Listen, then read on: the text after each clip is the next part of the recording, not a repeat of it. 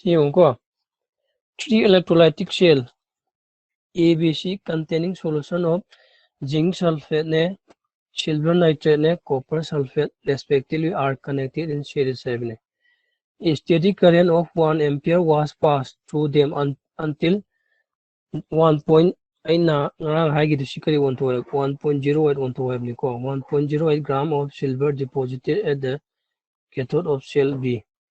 How long did the current flow? What mass of copper and zinc were deposited? Nongonda hangise punna kyano ahumni amana kana putuktoino amana time putuktoini first. Second na kana putuktoino mass of copper. Third kana putuktoino mass of zinc inona putuwaje. Una question ubaga you know because step by step to kwena kari khange number of moles n equal to kai mane q upon 96500 into n factor have ko n factor to nf irage ko so number of moles haragadi kwena kari khangne number of moles ki formula the mass given divided by atomic mass have see question is given the atomic mass of silver kya p mass of silver do 108 p bani ko any question the ibu lore equal to q means kaino nona putuk to time never ko no q means I into t divide 96500 into silver ki di balance factor kai ga managani balance ga managani ina na ido element ki di balance factor kai ga manane ma gi balance ga managani silver ki balance kya no 1. This implies mass equal to kya be mass है 1.08 p mass. Atomic mass क्या no 108 है. Equal to current की value क्या p 1 p है. So current की value 1 ampere p है को. Then नंग ना पुतो तो करना time नहीं.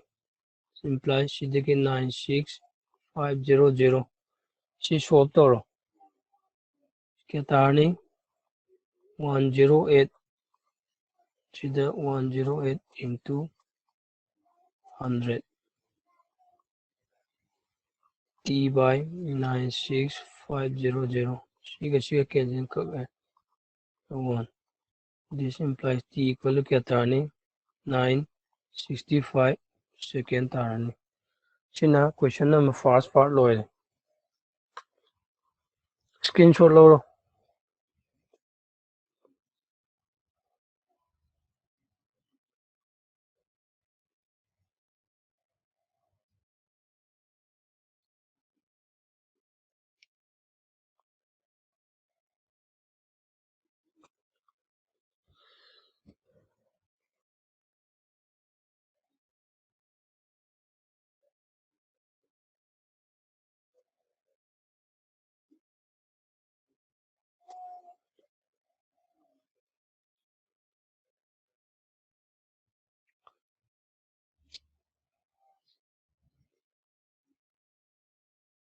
यानर भाई यो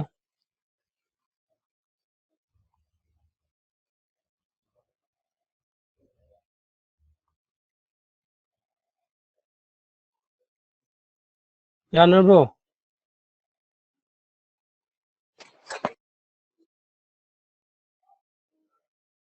next की question दी यो को next की question दा mass of copper ने पुथुक तो इदो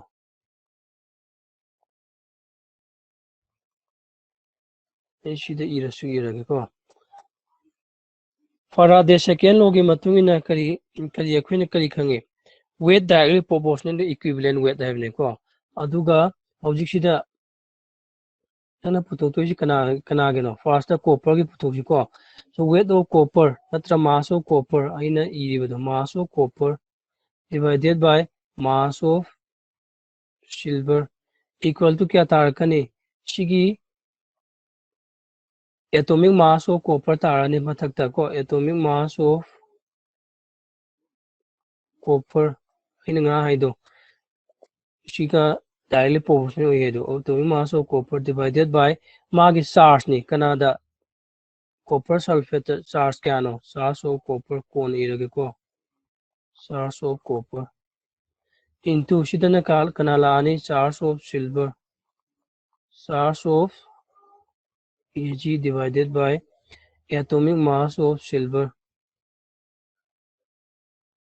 atomic mass of silver. Shidagi value sinjilo. This implies mass of copper equal to atomic mass of copper di kya pi 63.5 la 63 adu pirangani ko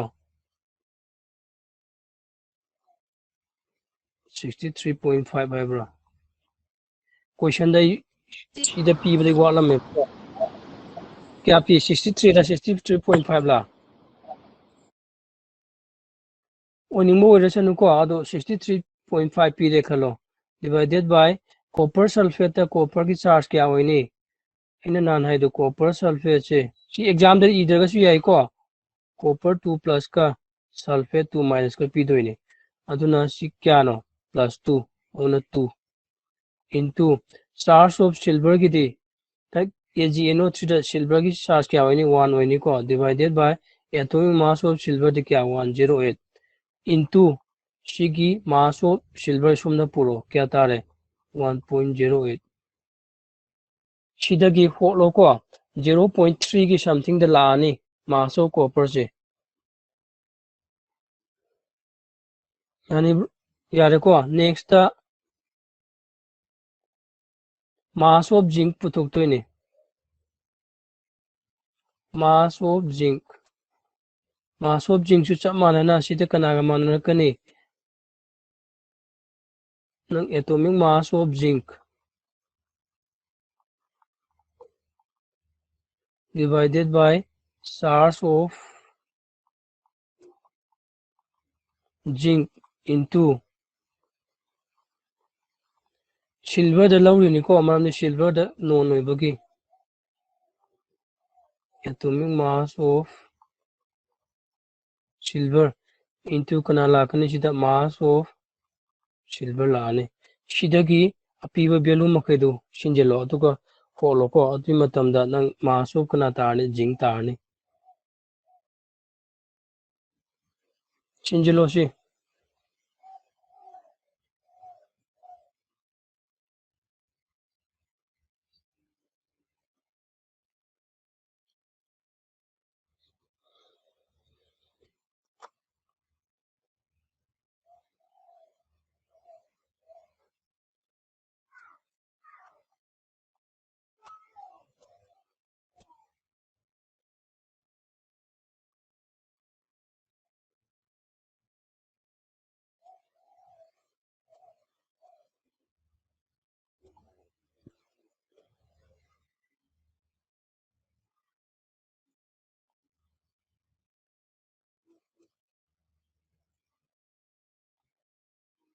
yanarba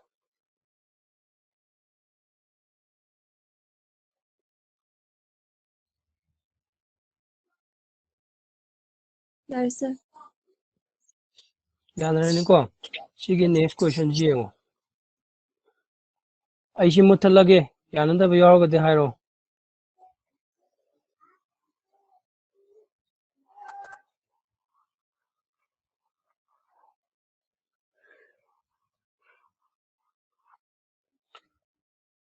next question the same quantity of electricity that liberated 2.158 gram silver was passed through a solution of gold salt and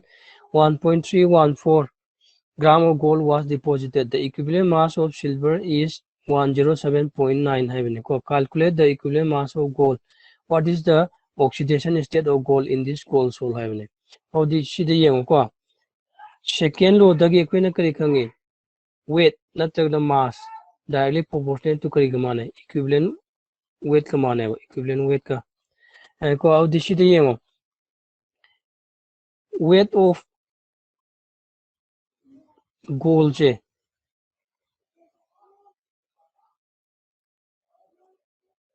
weight of gold je divided by weight of silver ji kai manner kane equal to the equivalent weight of ꯑꯩꯁꯤꯒꯤ equivalent weight ꯁꯤ E ꯅ ꯃꯍꯨꯠ ꯁꯤꯜꯂꯒꯦꯀꯣ ꯑꯗꯨꯒ ꯒꯣꯜꯒꯤꯅ EU ꯅ ꯃꯍꯨꯠ ꯁꯤꯜꯂꯒꯦ divided by equivalent weight of silver सिगा मानरकनेबो यारेको नंगना पुथोइसि कनानो find calculate the equivalent mass of gold हाइबने equivalent weight of gold पुथो हाइबने और equivalent weight of gold पुथो के हारगा दिसिदगी करी खंगे mass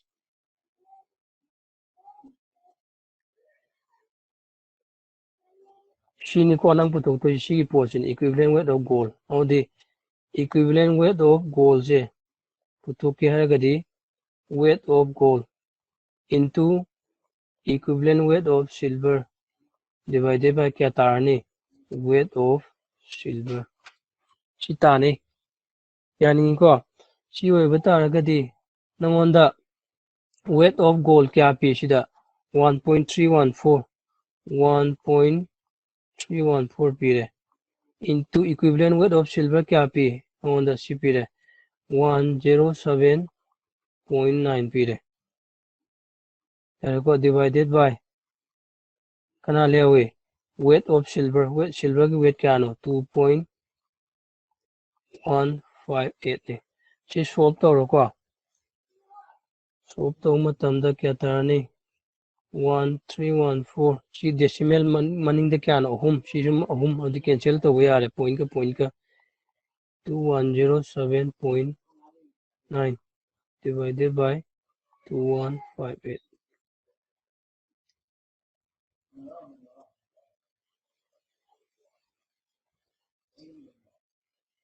1314 divided by 2158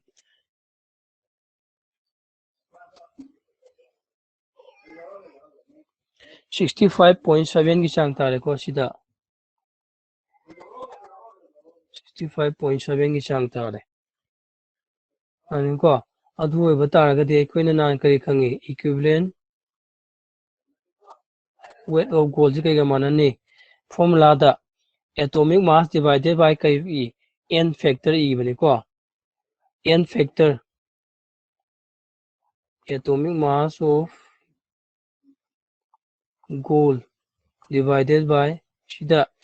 n factor ने बको n factor दो element की वजह कईगा मानने है मागी balance का मानने है balance है दो अमुक कईनो मागी oxidation state ने बको उन ऐसी n factor होइना दो मिरगे nf हारगा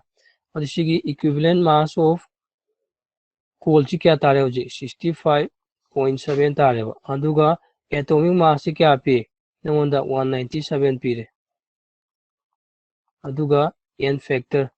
सिदगी n factor पुथोके हारगदी 197 divided by क्या तारनी 65.7 सिन्याली इक्वल क्या तारकनी 3 therefore oxidation state नतग oxidation number of gold जी क्या हो रहा is 3 ताने हो इशिलो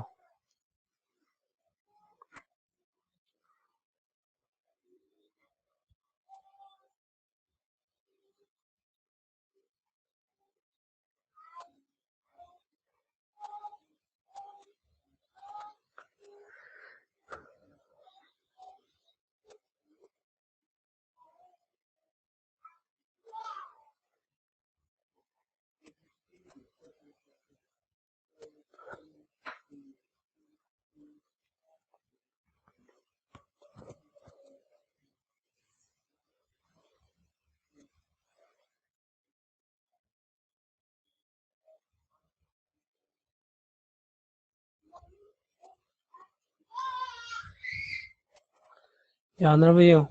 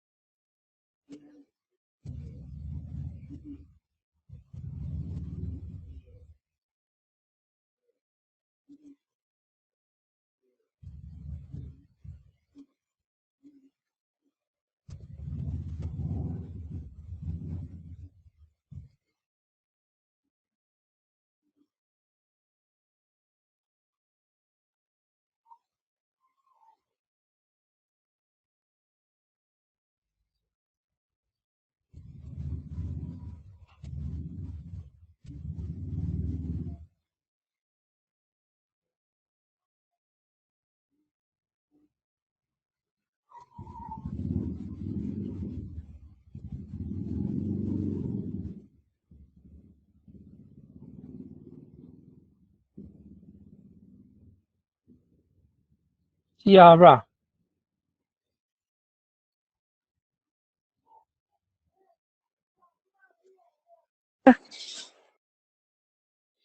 ꯌꯥꯔꯦꯀꯣ next topic ꯇ ꯏꯔꯣ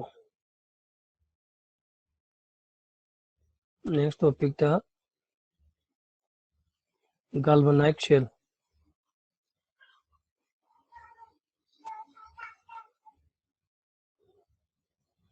galvanic shell ꯁꯤꯕꯨ ꯑꯩꯈꯣꯏꯅ ꯀꯩꯁꯨ ꯍꯥꯏꯅ ꯀꯧꯏ voltaic shell ꯍꯥꯏꯅ ꯀꯧꯏꯀꯣ voltaic shell ꯍꯥꯏꯅ ꯀꯧꯏ galvanic shell ꯅꯠꯇ꯭ꯔꯒ voltaic shell ꯁꯤꯗꯤ ꯅꯍꯥꯟ ꯑꯩꯅ ꯐꯥꯔꯁ ꯇꯥꯏꯝ ꯀꯩꯅꯣꯗ ꯇꯧꯕ ꯃꯇꯝꯗ electrolytic shell ꯒ galvanic shell ꯒ ꯈꯤꯇꯪ ꯏꯕ ꯃꯇꯝꯗ galvanic shell ꯍꯥꯏꯔꯒꯗꯤ ꯑꯩꯈꯣꯏꯅ ꯀꯔꯤꯕꯨ ꯈꯪꯅꯒꯦ chemical energy ꯗꯨ ꯀꯅꯥꯗ electrical energy ꯗ convert ꯇꯧꯕꯅꯤꯀꯣ chemical energy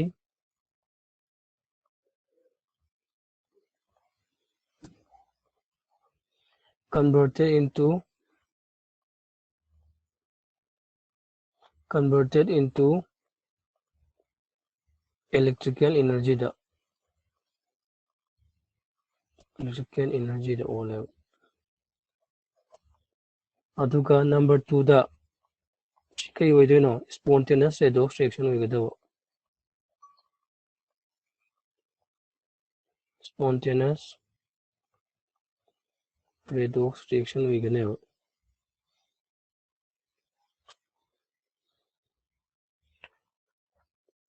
ꯁꯤꯗ ꯏꯁꯤꯜꯂꯣ ꯑꯗꯨꯒ ꯁꯤꯒꯤ ꯀꯩꯅꯣꯁꯦ ꯁꯤꯒꯤ galvanic shell ꯁꯦ ꯇꯥꯛꯀꯦ ꯍꯥꯏꯔꯒꯗꯤ observation experiment ꯑꯃ ꯗꯔꯀꯥꯔ ꯑꯣꯏ ꯑꯗꯨ ꯏꯔꯗꯣꯏꯅꯤ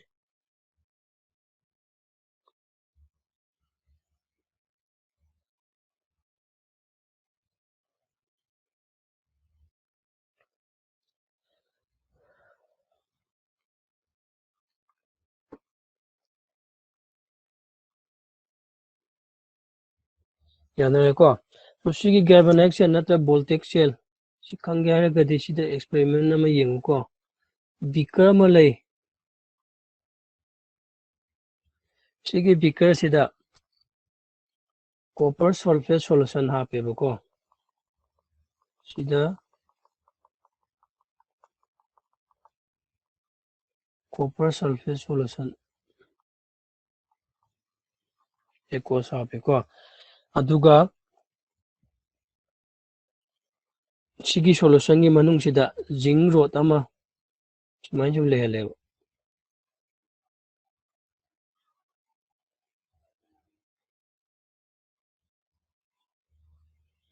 ꯈꯪꯉꯨꯀꯣ ꯇꯧꯈꯤꯕ ꯀꯩꯅꯣꯁꯦ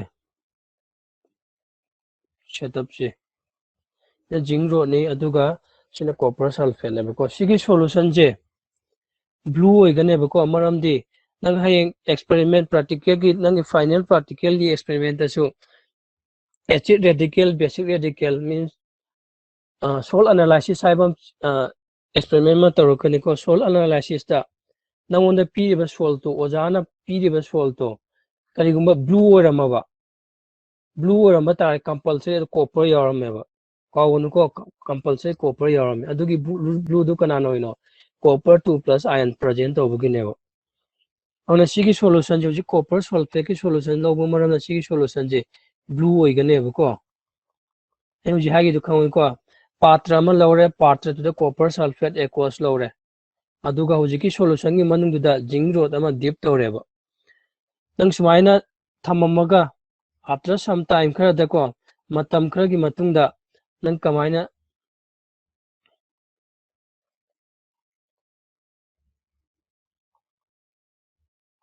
ꯀꯔꯤ ꯑꯣꯕꯖꯥꯔꯕ ꯇꯧꯒꯦ ꯍꯥꯏꯕ ꯃꯇꯝꯗ ꯅꯪ ꯉꯁꯥꯏꯒꯤ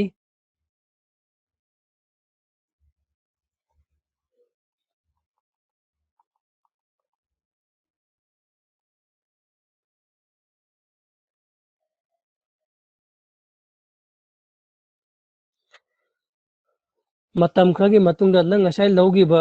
zinc rodꯁꯦ ꯀꯃꯥꯏꯅ ꯇꯧꯔꯝꯒꯦ ꯍꯥꯏꯕ ꯃꯇꯝꯗ ꯃꯥꯒꯤ ꯋꯦꯠꯁꯦ ꯃꯌꯦꯡ ꯇꯥꯔꯝꯃꯦꯕ ꯃꯤꯟꯁ ꯉꯁꯥꯏ ꯁꯨꯃꯥꯏꯅ ꯐ꯭ꯂꯦꯠ ꯂꯩꯔꯝꯕꯅꯤ ꯍꯧꯖꯤꯛꯇꯤ ꯁꯨꯃꯥꯏꯅ ꯆꯞꯁꯤꯜꯂꯝꯃꯦꯕ ꯑꯗꯨꯒ ꯉꯁꯥꯏ ꯁꯤꯗ ꯕ꯭ꯂꯨ ꯑꯣꯏꯈꯤꯕ ꯁꯣꯂꯨꯁꯟꯗꯣ ꯑꯗꯨꯁꯨ ꯕ꯭ꯂꯨ ꯀꯂꯔꯗꯣ ꯃꯥꯡꯈꯤꯑꯕ ꯌꯥꯔꯦꯀꯣ ꯑꯗꯣ ꯁꯤꯒꯤ ꯇꯧꯔꯤꯕ ꯑꯦꯛꯁꯄꯦꯔꯤꯃꯦꯟꯁꯤ ꯑꯣꯕꯖꯥꯔꯕꯦꯁꯟꯗꯣ ꯍꯥꯟꯅ ꯏꯔꯛꯀꯦ ꯁꯤꯗ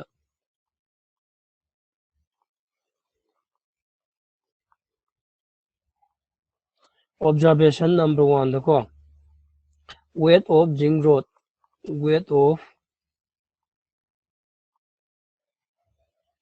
zinc rod che decrease toge ko number 2 observation da blue color of solution blue color of solution disappear toge ko aduga nangi whole process da kai toge temperature increase torome sima kajan iro irango ko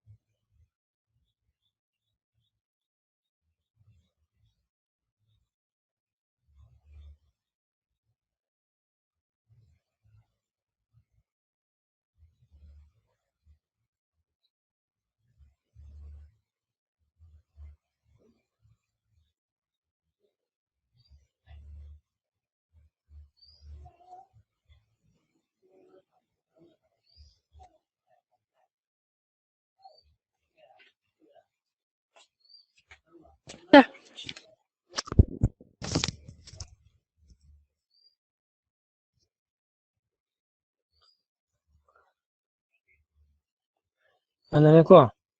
sidagi mangiba sulto sida ppt kara form torokani ko mapang kara ppt hojik sigi tawriba experiment je munna yengo ko first nang kai tawe weight of zinc che decrease torome ko zinc ki weight che sigi magi keno je weight che decrease torome aduga blue color of solution disappear ore ko ai sida habe iram ko khangong na ba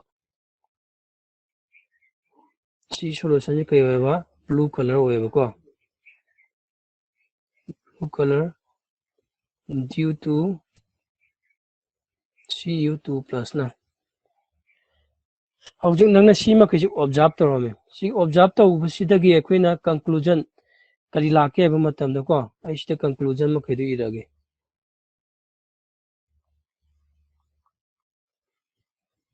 first conclusion da sida yengo observation number 1 da kai tawi zinc ki weight handram ko command handai no haiba matam sida yengo si nangna lawriba pochi kanano zinc ni ko nangna lawriba pochi zinc de ai sida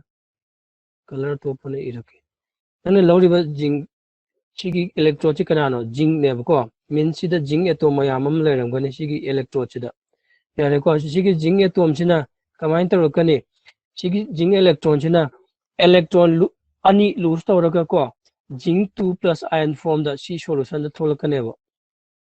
ri form da zinc 2 plus ion gi form da solution da sumjum tholakane ba thangoi ko nang zinc road means nang sigi zinc road sida zinc ki atom mayam ama yaramgane aduna sigi zinc sina electron ani lose tawraga zinc 2 plus ki form da solution da sumjum tholakane ba aduna ne ko nangi ngasai gi sigi zinc road sigi weight chi handare je khangobra khangoi ko zinc sina kai tawne ba 2 electron lose tawraga zinc 2 plus ki form da solution da sumjum tholakpo na maram moraga nang sigi zinc sigi weight handare ne ba kaya ko adu zinc na electron lose tawri ni electron lose tawba taraga di kai tawngani monda oxidation thongane ba maramdi oxidation is loss of electron haido koina oil kawanu ko aduna sida yengo observation number 1 sida ki ekoina conclusion kai ta ge ya ge ba matamda zinc ko lose 2 electron to form zinc 2 plus into the solution,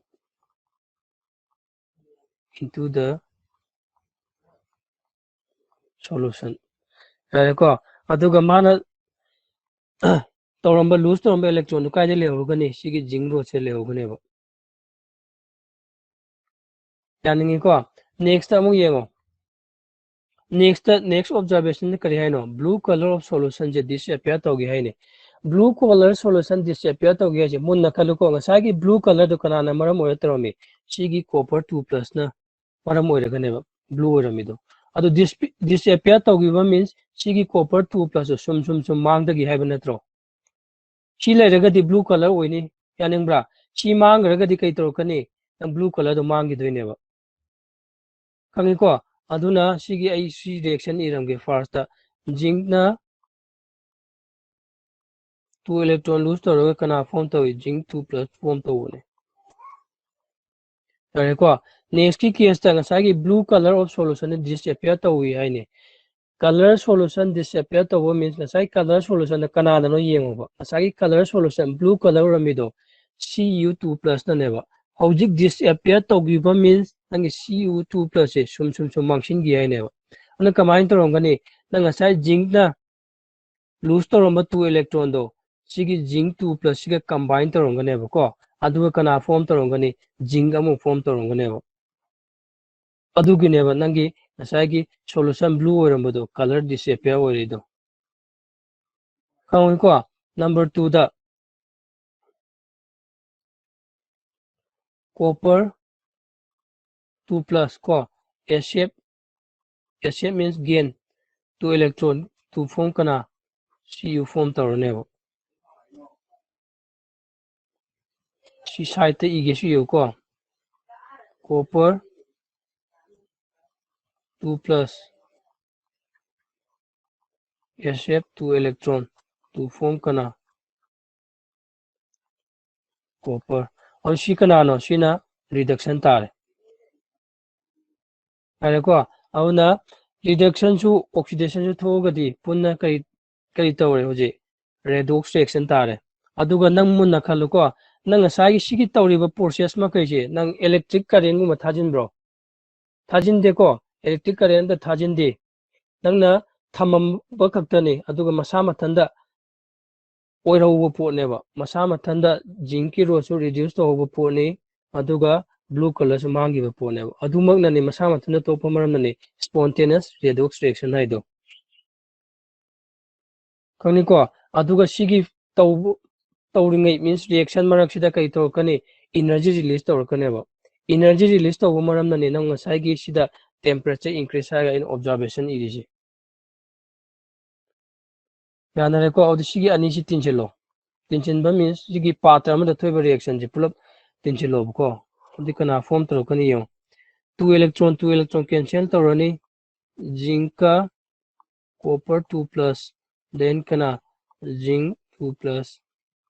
copper plus kana form torani some energy ka release torani ba sigi energy sina maram oraga ne nang asagi temperature increase haido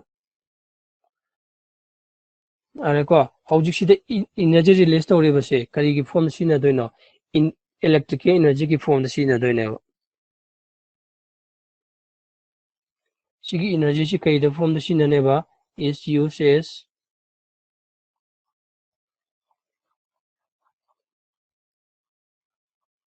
electrical energy da sina doino yengo ko mathak chingkhalo haibra si screenshot lawro mathak lahora ba lahudri bam ta hairo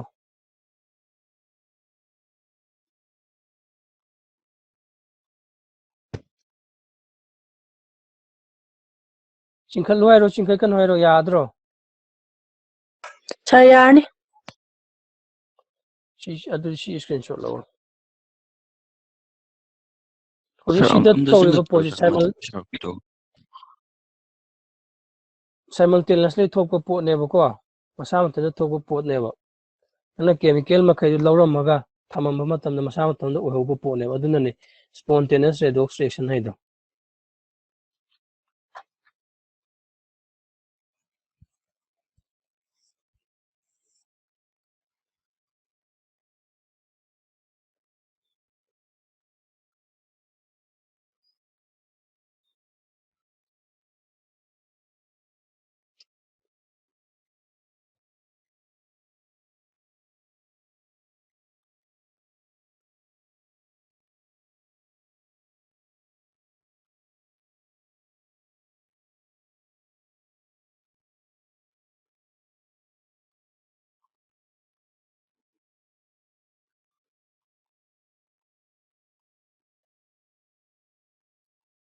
ꯌꯥꯅꯔꯕ ꯌꯦꯡꯉꯣ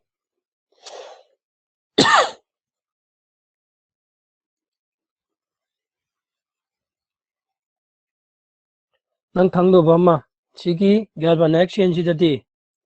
ꯅꯍꯥꯟꯒꯤ electrolytic ꯁꯦꯜꯒ just ꯑꯣꯄꯣꯖꯤꯠꯅꯤꯀꯣ electrolytic ꯁꯦꯜꯗ ꯑꯦꯅꯣꯠꯇꯨ ꯀꯔꯤ ꯑꯣꯏꯒꯤ ꯄꯣꯖꯤꯇꯤቭ ꯑꯣꯏꯒꯤ ꯍꯧꯖꯤꯛꯇꯤ ꯑꯦꯅꯣꯠꯁꯤ negative ꯑꯣꯏꯔꯛꯇꯣꯏꯅꯤ ꯁꯤꯗ ꯀꯃꯥꯏꯅ negative ꯑꯣꯏꯔꯤꯅꯣ ꯌꯦꯡꯁꯤꯗ ꯌꯥꯅꯔꯦꯀꯣ ꯍꯧꯖꯤꯛ next ꯍꯧꯖꯤꯛ ꯁꯤꯗ ꯊꯣꯛꯏꯕ ꯏꯅꯔꯖꯤꯁꯤꯗꯤ ꯌꯦꯡꯉꯨ ꯁꯤꯗ ꯔꯤꯂꯤꯁ ꯇꯧꯔꯤꯕ ꯏꯅꯔꯖꯤꯁꯦ ꯀꯃꯥꯏꯅ ꯇꯧꯏ ꯄꯥꯇ꯭ꯔ ꯑꯃꯈꯛꯇꯗꯅꯦꯕ ꯁꯤꯒꯤ ꯔꯤꯑꯦꯛꯁꯟ ꯇꯧꯔꯤꯕ ꯄꯣꯠꯁꯦ ꯑꯗꯨꯒ ꯄꯥꯇ꯭ꯔ ꯑꯃꯈꯛꯇ ꯔꯤꯂꯤꯁ ꯇꯧꯕꯅꯦꯕ ꯑꯗꯨꯕꯨ ꯅꯪ ꯁꯤꯒꯤ ꯄꯣꯠꯁꯦ ꯇꯣꯉꯥꯟ ꯇꯣꯉꯥꯟꯅ ꯒꯥꯜꯚꯥꯅꯤꯛ ꯁꯦꯜ ꯃꯤꯟꯁ ꯃꯣꯏꯅ ꯀꯔꯤ ꯈꯜꯂꯛꯀꯦ ꯍꯥꯏꯕ ꯃꯇꯝ ꯁꯤꯒꯤ ꯏꯅꯔꯖꯤꯁꯦ ꯁꯤꯖꯤꯟꯅꯕ ꯌꯥꯒꯅꯤ ꯍꯥꯏꯅ ꯈꯪꯉꯦꯕꯀꯣ ꯁꯥꯏꯟꯇꯤꯁ ꯃꯈꯩꯅ ꯑꯗꯨꯗꯒꯤ ꯀꯃꯥꯏꯅ ꯇꯧꯔꯛꯀꯦ ꯍꯥꯏꯕ ꯃꯇꯝꯗ ꯃꯣꯏꯁꯦ ꯄꯥꯇ꯭ꯔ ꯑꯃꯃꯝꯗ ꯑꯣꯏꯅ ꯇꯣꯉꯥꯟ ꯇꯣꯉꯥꯟꯅ ꯂꯧꯔꯦꯕ ꯑꯗꯨ ꯅꯦꯛꯁ ꯇꯣꯄꯤꯛꯇ ꯏꯔꯣ ꯀꯟꯁꯇ꯭ꯔꯛꯁꯟ ꯑꯣꯐ ꯒꯦꯜꯚꯥꯅꯤꯛ ꯁꯦꯜ ꯍꯥꯏꯔꯒ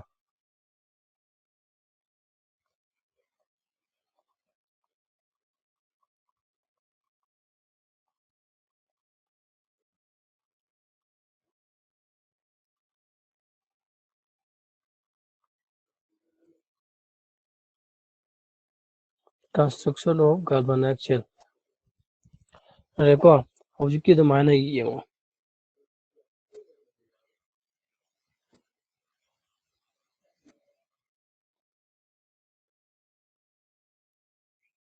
ꯐꯥꯔꯁꯇ ꯃꯥꯅ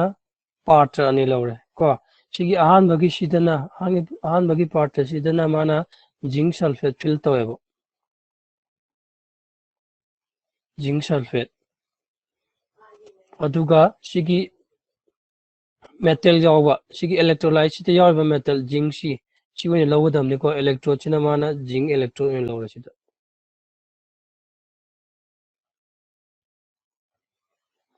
ꯌꯥꯔꯦꯀꯣ ꯆꯞ ꯃꯥꯟꯅꯅ ꯁꯤꯗꯅ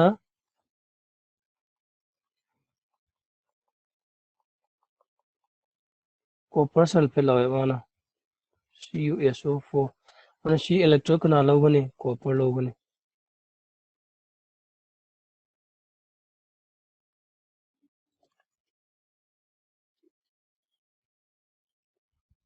ꯌꯥꯅꯔꯦꯀꯣ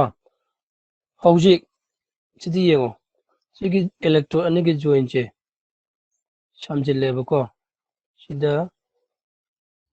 ꯕ꯭ꯂꯞ ꯑꯃ ꯍꯥꯞꯄꯦ ꯁꯤ ꯀꯅꯥ electrode ꯖꯤꯡ electrode ꯀꯣ ꯁꯤꯅ ꯀꯅꯥ ꯀꯣꯄꯔꯅꯦꯕ ꯁꯤꯅ ꯖꯤꯡ ꯔꯣꯠ ꯑꯃꯁꯤꯅ ꯀꯣꯄꯔ ꯔꯣꯠ ꯍꯧꯖꯤꯛ ꯁꯤꯗ ꯀꯃꯥꯏꯅ ꯇꯧꯒꯦ ꯑꯗꯨ ꯌꯦꯡꯉꯨꯀꯣ ꯁꯤꯗ ꯉꯁꯥꯏ ꯑꯗꯨꯃꯥꯏꯅ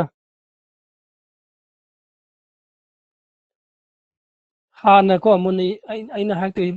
ꯃꯨꯟꯅ ꯃꯨꯟꯅ ꯇꯥꯎꯀꯣ ꯅꯪ ꯏꯅꯤꯁꯤꯌꯦꯜꯂꯤ ꯅꯪ ꯁꯤꯒꯤ ꯀꯅꯦꯛꯁꯟꯁꯦ ꯂꯩꯇ꯭ꯔꯤꯉꯩꯗ ꯅꯪꯒꯤ ꯁꯤꯒꯤ ꯁꯣꯂꯨꯁꯟꯁꯤꯗꯀꯣ ꯖꯤꯡ 2 + ꯑꯥꯏꯟꯒꯤ ꯀꯟꯁꯦꯟꯇ꯭ꯔꯦꯁꯟ ꯑꯣꯏꯕꯒꯤꯅꯤꯀꯣ ꯑꯩꯅ ꯊꯥꯔꯠ ꯕ꯭ꯔꯦꯀꯦꯠ ꯀꯣꯠꯂꯤꯁꯦ ꯀꯅꯥꯒ ꯃꯥꯟꯅꯔꯝꯒꯅꯤ ꯁꯜꯐꯦꯠꯀꯤ ꯀꯟꯁꯦꯟꯇ꯭ꯔꯦꯁꯟꯒ ꯃꯥꯟꯅꯔꯝꯒꯅꯦꯕ ꯁꯤꯒꯤ ꯋꯥꯌꯔꯁꯤ ꯁꯝꯖꯤꯟꯗ꯭ꯔꯤꯉꯩ ꯃꯃꯥꯡꯗ ꯌꯥꯔꯦꯀꯣ ꯆꯞ ꯃꯥꯟꯅꯅ ꯁꯣꯝꯗꯁꯨ ꯀꯃꯥꯏꯅ ꯇꯧꯔꯝꯒꯅꯤ ꯀꯣꯄꯔꯒꯤ ꯀꯟꯁꯦꯟꯇ꯭ꯔꯦꯁꯟꯒ ꯀꯣꯄꯔ 2+ ꯀꯟꯁꯦꯟꯇ꯭ꯔꯦꯁꯟꯒ ꯁꯜꯐꯦꯠꯀꯤ ꯀꯟꯁꯦꯟꯇ꯭ꯔꯦꯁꯟꯒ ꯃꯥꯟꯅꯔꯝꯒꯅꯦꯕ ꯅꯪꯅ ꯁꯤꯒꯤ ꯋꯥꯌꯔꯁꯤ ꯁꯝꯗ꯭ꯔꯤꯉꯩ ꯃꯃꯥꯡꯗ ꯋꯥꯟꯁ ꯅꯪꯅ ꯋꯥꯌꯔꯁꯤ ꯁꯝꯖꯤꯟꯈꯤꯕ ꯃꯇꯨꯡꯗꯩꯗꯤ ꯀꯔꯤ ꯊꯣꯛꯂꯛꯀꯦ ꯌꯦꯡꯉꯣ ꯉꯁꯥꯏ ꯑꯗꯨꯃꯥꯏꯅ ꯀꯃꯥꯏꯅ ꯇꯧꯔꯛꯀꯅꯤ ꯁꯤꯒꯤ ꯖꯤꯡꯁꯤꯅ ꯌꯥꯔꯦꯀꯣ ꯖꯤꯡꯁꯤꯅ ꯀꯂꯔ ꯑꯃ ꯁꯤꯜꯂꯛꯀꯦ ꯖꯤꯡꯁꯤꯒꯤ ꯖꯤꯡ ꯔꯣꯠꯅꯦꯅ ꯁꯤꯗ ꯖꯤꯡ ꯑꯦꯇꯣꯝ ꯃꯌꯥꯝ ꯑꯃ ꯌꯥꯎꯔꯝꯒꯅꯤ ꯉꯁꯥꯏ ꯑꯗꯨꯃꯥꯏꯅ ꯆꯞ ꯃꯥꯟꯅꯅ sigi jing ro chidagi jing 2 plus kaida tholakani solution chida tholakane aduga kaida lewgani sida 2 electron duna magi sigi ro chida yahogane yare ko sigi ro 2 electron sina che yahorani aduga jing sina jing 2 plus ki form da solution ji sum tholakani aduga ngasai sigi 2 electron sina kai chakani hoji wire samjila matunda de nang sida pass tawrani pass tawrpa matamda si kaino flow of electron si electron flow oidoine electron flow du boi koina kari khangnei current khangnei ko current khangnei aduna sida hapiba bulb si kai torkani glow to bo horkane bo yani ko glow to bo horkani ado sigi 2 electron sum chalak toine chalakani ko sigi solution jida kana kana yaungani enga saido solution je 2 plus yaw copper 2 plus su sulfate su yaungani ko sigi copper 2 plus tuna amuk kamain torkani sidagi copper 2 plus tuna sigi 2 electron sina somda yorokpa matamda mana ngasai somda laiba 2 sigi electron sum chengi doini ko sum chengi doini aduga somda chelak toini sigi 2 electron suga sigi copper 2 plus ki amuk combine tor kana form torongani copper form torongani means nang sigi copper 2 plus sigi ro chi sum changsilamgani aduga sida sum store toksin bawrkani copper gi form da yani ko hauji sida amuk yengo somda mo sigi zinc sina 2 electron lose toramaga zinc 2 plus ki form the solution da sangi ba matamda nangonda sida kana lewe electron lewe sigi road sida electron means kaino negative charge or the shikai warani negative charge purone si road che kawi ko sigi road che negative charge purone hojik zinc na tori ba si kaino electron lose toraga zinc 2 plus form toraga solution da sangri ne ba or sida zinc sina electron lose toramina sikai korni oxidation thone ba or the oxidation haidi aina nan kari ha ki anode ta thokadam ne awna sigi zinc ro chi kai wena wak torone anode oina wak to gane ba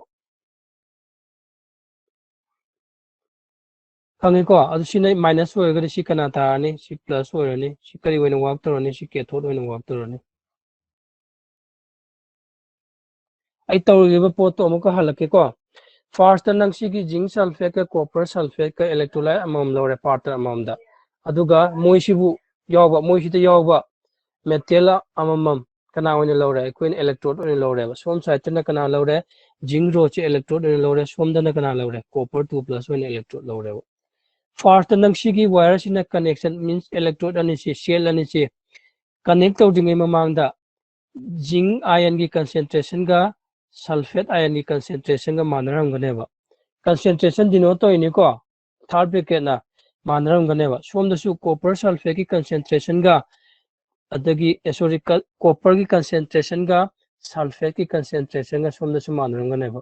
once tang sigi si wire ani means cell ani se connect to gi matam da gi kamain to kane ba matam da sa du maina zinc sina kai to kane electron 2 electron lose to raga zinc 2 plus form to rane ba hai ba form to ba zinc 2 plus ka da chin lakane sigi solution rom da chin lakane ba yani ko sigi solution da chin lakane aduga sida leori ba 2 electron sina kai to kane sida flow to bo rakane ona koina kari khangi flow of electron jibu kai kawi current kawa aduna sida electron flow to romina nang sida bulb ama connect to kai to kane glow to bo rakane ba yani ko glow to bo rakane adui matam na sida yengo nang asai sida 2 electron leobu maramna sigi electron ji kai charge pu gani negative charge pu rane maram di electron ji kai charge pu negative charge pu na sigi electron ji kai charge pu gani negative charge asi electron ji tamo kari thoki yengo ba loss of electron thokpane ko loss of electron bu kai kai kuna oxidation higher ga dikai de thoi anode awna sigi minus si kana wa kane anode oirane ba somdana kana kamain tro kane sidagi pass to give 2 electron do kamain tro kane sidagi pass to give 2 electron ji somda chela ni ko aduga solution ji kana yawi copper 2 plus yawi sigi copper 2 plus sina asagi 2 electron somdagi lakpa 2 electron do gain tro kana form tro ni copper form tro kane ba ko aduna sina kana wani cathode oigane ba aina haji ba point ma kaju isilo hoji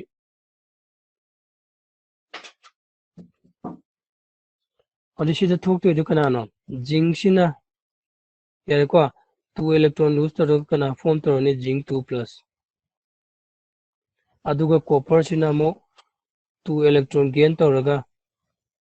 copper 2 plus ꯁꯤꯅ 2 electron gain ꯇꯧꯔꯒ ꯀꯅꯥ form ꯇꯧꯅꯤ copper form ꯇꯧꯅꯦꯕ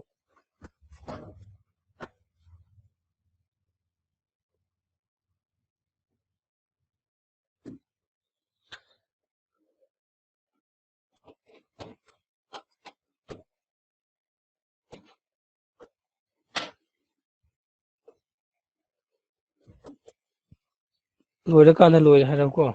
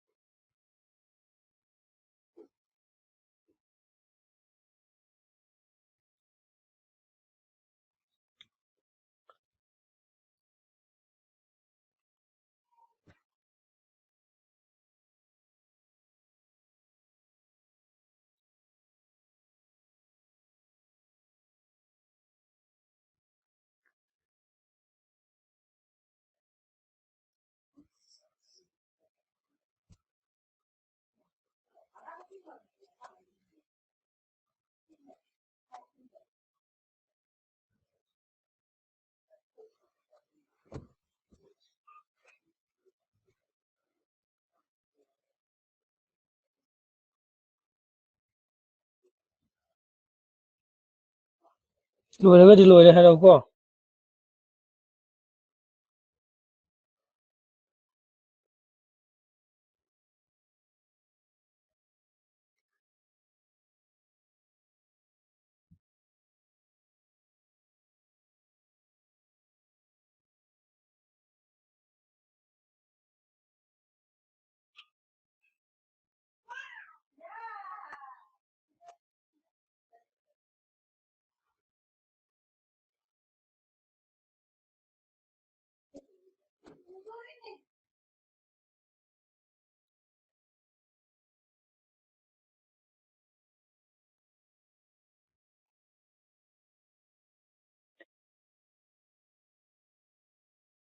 Lori sir. ꯌꯥꯅꯕ꯭ꯔꯥ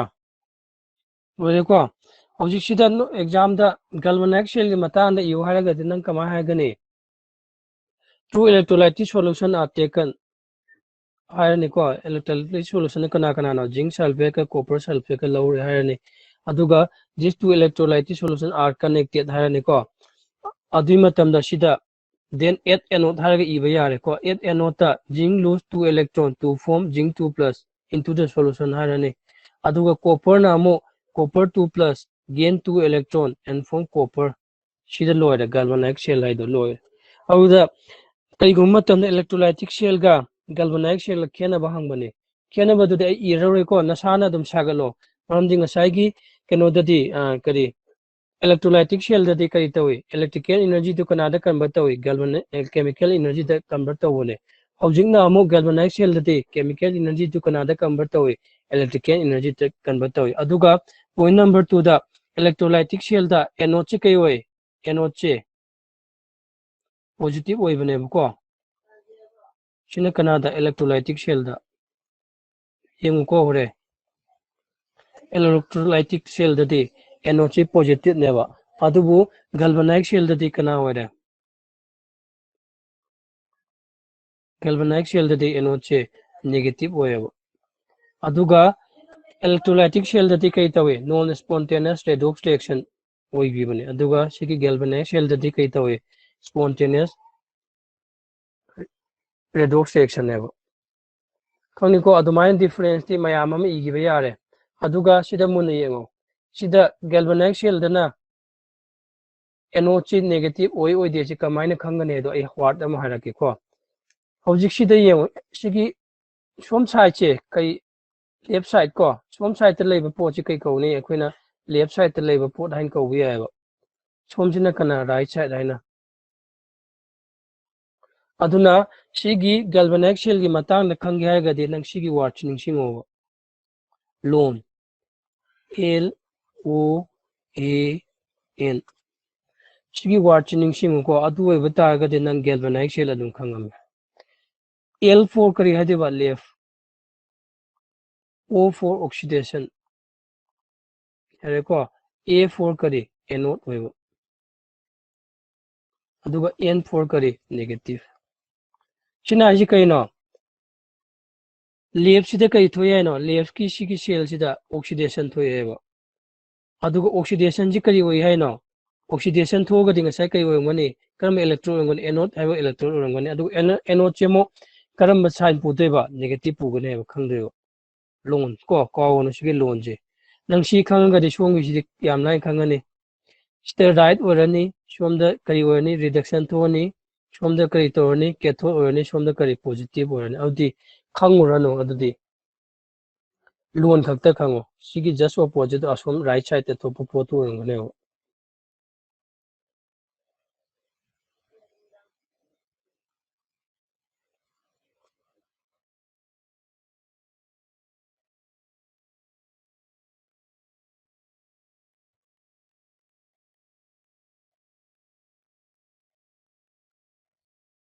yanabra yanana ga de hairo yare da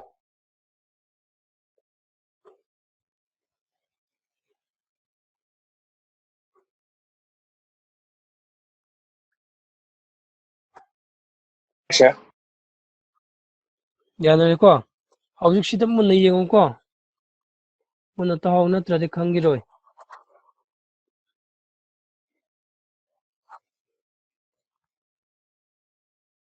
ai nga sa hai gi bado sigi electrolysis samjinjing sorry sigi cell ani se connect tawding mamangda zinc की concentration का zinc ion concentration का sulfate ion की concentration का सब मानरम बनेगा अरे को हौजिक सिदसु copper 2 plus की concentration का sulfate ion की concentration का सब मानरम बनेगा अदुगु सिगी electrode सिगी आसियल अनि से connect तो मतुंग सिगी electron जी flow तौरेबा को मुन्न खलु को युज हैक तो पोचे हौजिक नंगना सिगी zinc रो चिदगी कमाइन तोय zinc रो चिना 2 electron lose to ramaga zinc 2 plus when a solution na tholai neba means matam khragi matung da di kamain to rakane sigi nangi sigi solution je kana ngak tanga rakane zinc 2 plus ngak tanga rakane ba gyan ta hob rainu je gi after some time da di nang sigi solution means left side ki solution ni kana ngak tanga ha gone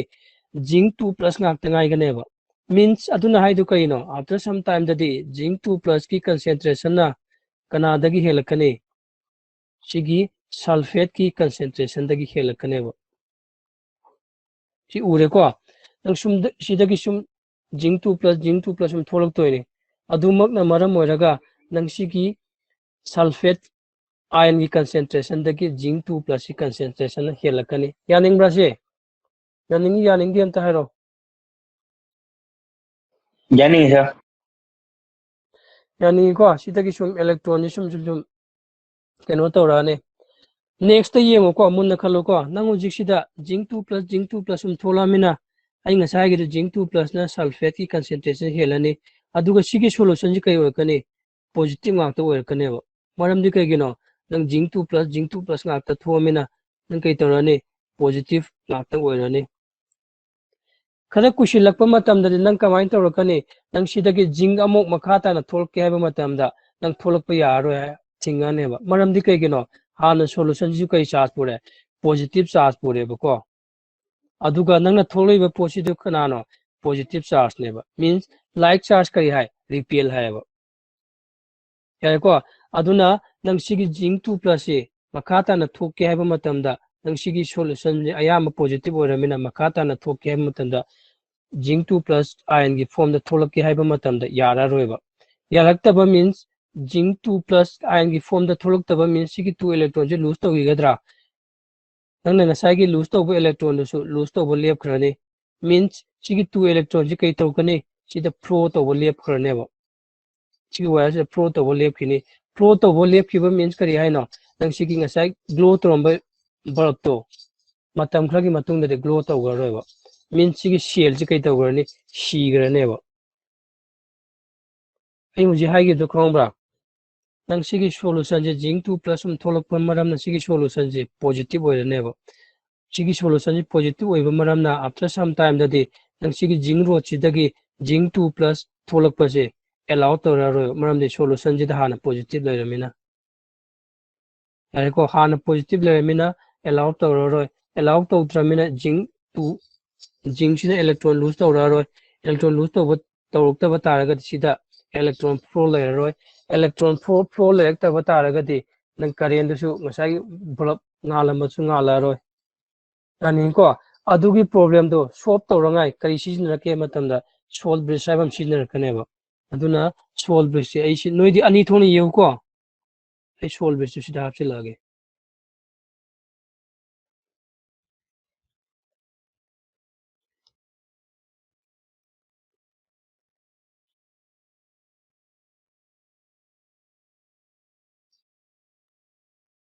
sigi solve bridge si hapa matung dedi nang electron ji flow tawraneba kamaina flow tawrai noidi hairake ko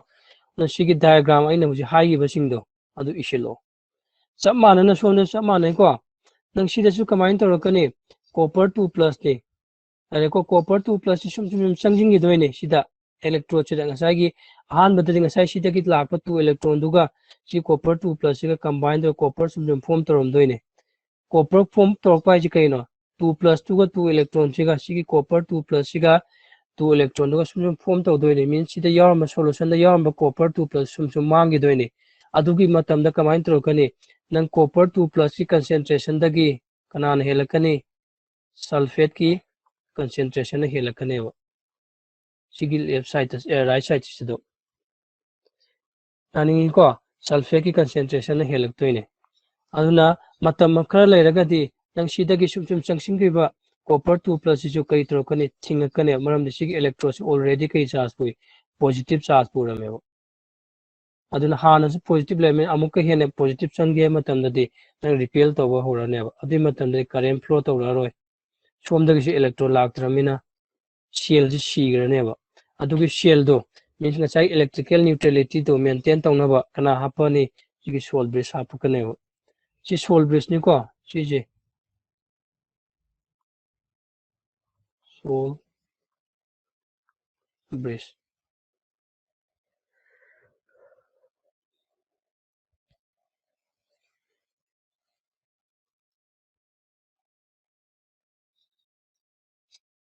sida kana men gane mata cotton men gata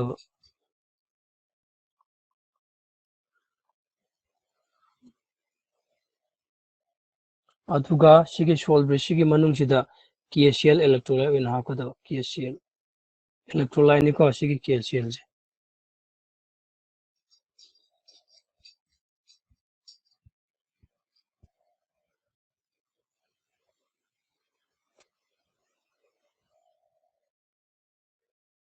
chiana ye o yek pa lor kan hairo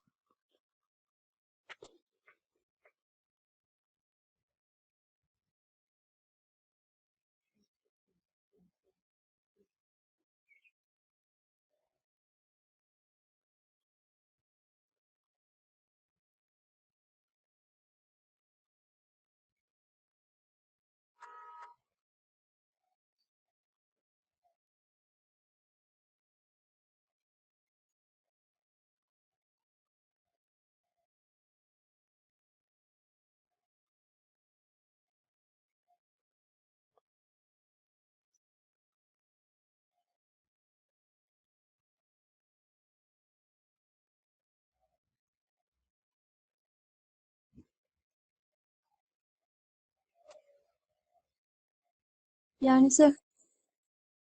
Yani ko hojik sida yengo sigi solvents ki mathau si yengo hojik sigi solvents le kana yauri potassium chloride yauri potassium chloride means electrolyte in a kari form the lengani Ka plus ka Cl form plus ka si form the lengani ba adi matamda kamain tarokani na ngasai gi sida zinc 2 plus release taroktoini mayam ama release tarok matamda hana su positive la oiramina sigi zinc 2 plus release tarok chingdoini adubu sigi solvents yawba taragadi nang sidagi release tawgiba zinc 2 plus to kanana trap tawrani sigi chloride sina trap tawrani ba kawai ko sidagi tholok pa zinc 2 plus to kanana tawrani sigi chloride sina trap tawgiba taragadi ngasagi electrical neutrality jo kai tawre maintain adum tawle awrani ba means electrons minus flow tawle ne continuously hangani ko aduna ni sida solvents ama hapak toisi ana first sigi solvents ki definition iro sida irage ko solvents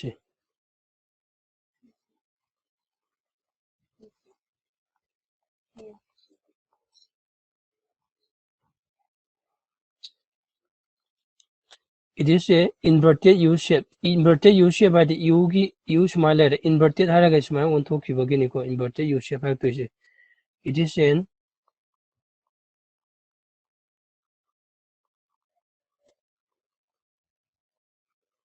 inverted U shape glass tube.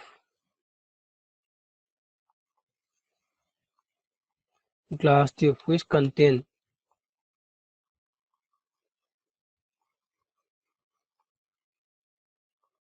which contain inert electrolyte.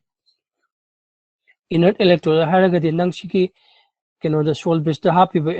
electrolyte siki reaction si yokshin ba yade inert electrolyte aduin ko which contain inert electrolyte in the form of form of thick paste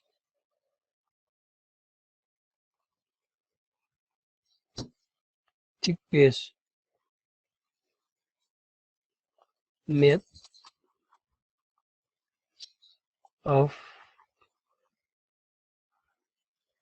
of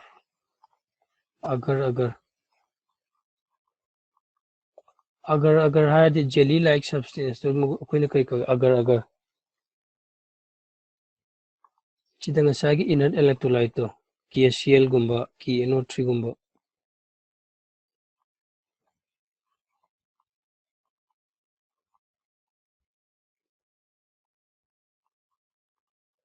KCl gumba KNO3 gumba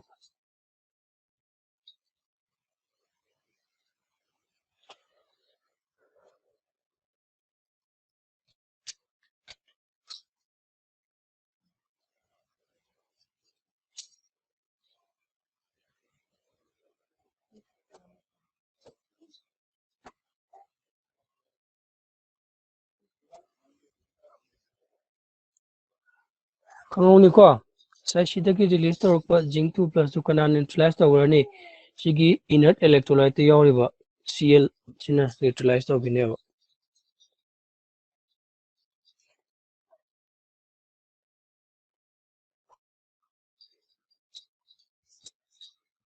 yanabra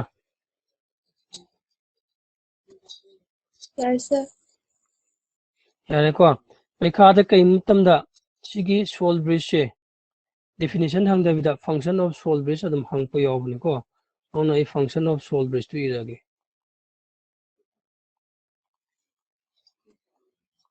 function of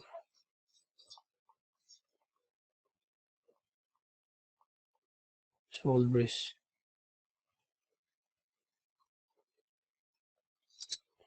number 1 the china kai tawe it completes the circuits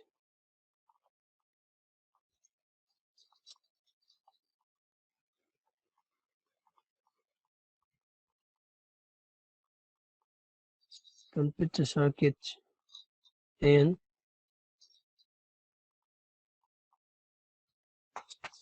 maintain the flow of electron. The flow of electron. Number 2,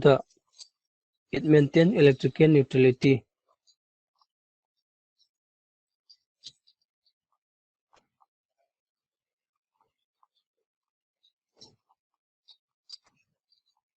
Electrical neutrality of the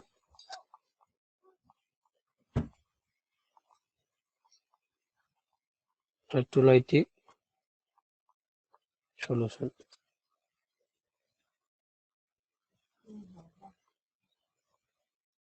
Screenshot low.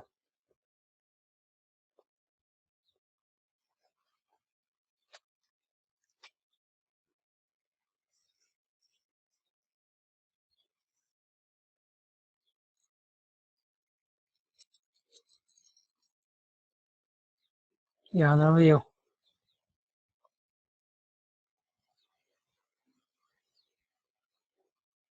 Sir. याद रहे को? सिबाव तो उसे हाइंग तेरी नंगी electrochemistry की calculation part हो रहा है निको nurse equation है या मरो इशू है या हम electrochemistry की part तक ही हंगे अदुगा नंगना केनो हाइंग क्लास अटेंड तो मतंदा log table सीजन बदो नान तो की बदो अदुगा log रूल येंग लाओ को मशीन से Thank you, sir.